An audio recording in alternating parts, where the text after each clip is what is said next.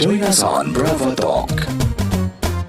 Good morning Bravo listeners, pagi ini kita lagi ngobrol mengenai gratitude ya, mengenai menyampaikan terima kasih ya. Bagaimana Anda bisa punya pola pikir yang positif di tempat kerja.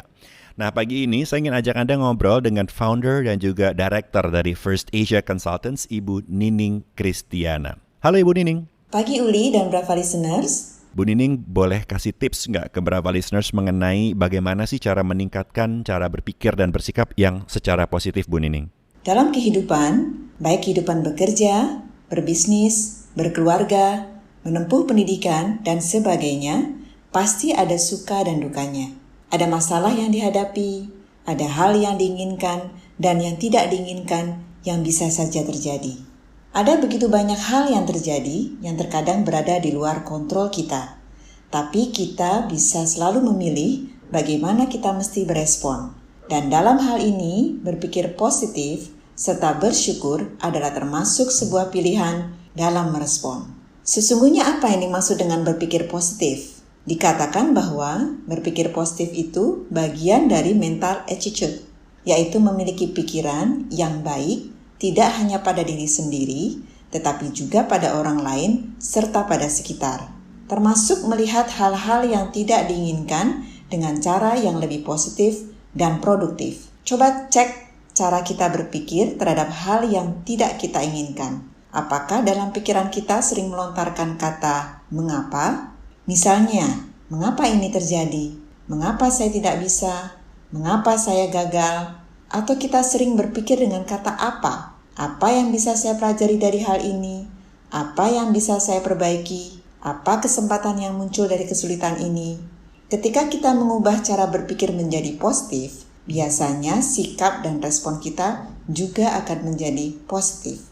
Nah, bagaimana melatih diri kita untuk berpikir positif?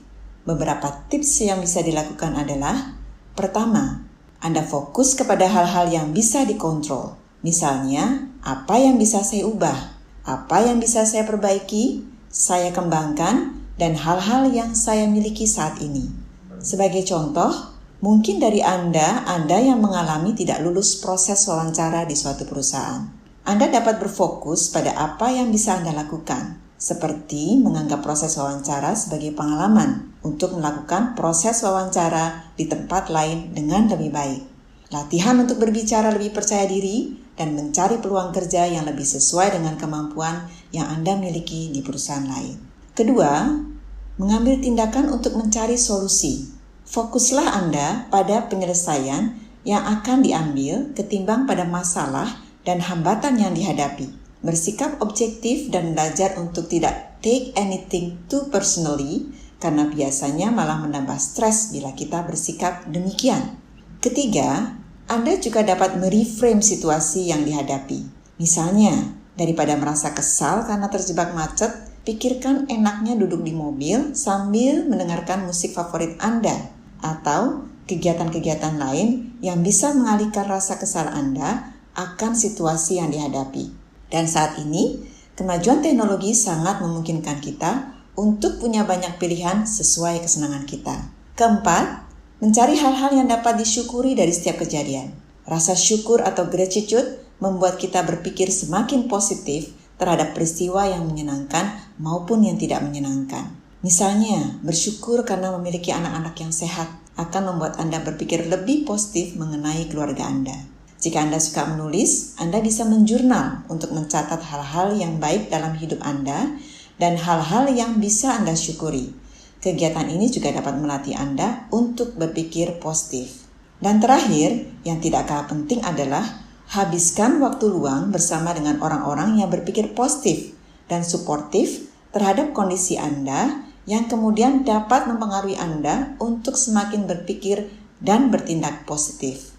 Demikian Bravo listeners, tips cara berpikir dan bersikap positif dari saya, Nining Kristiana. Semoga bermanfaat. Terima kasih Ibu Nining Kristiana, Founder and Director First Asia Consultants.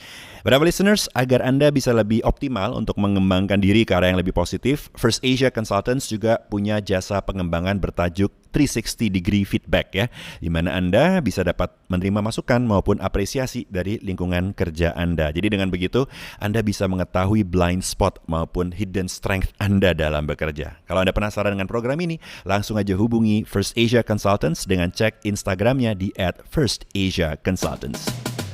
Thank you. See you again on the next Brava Talk.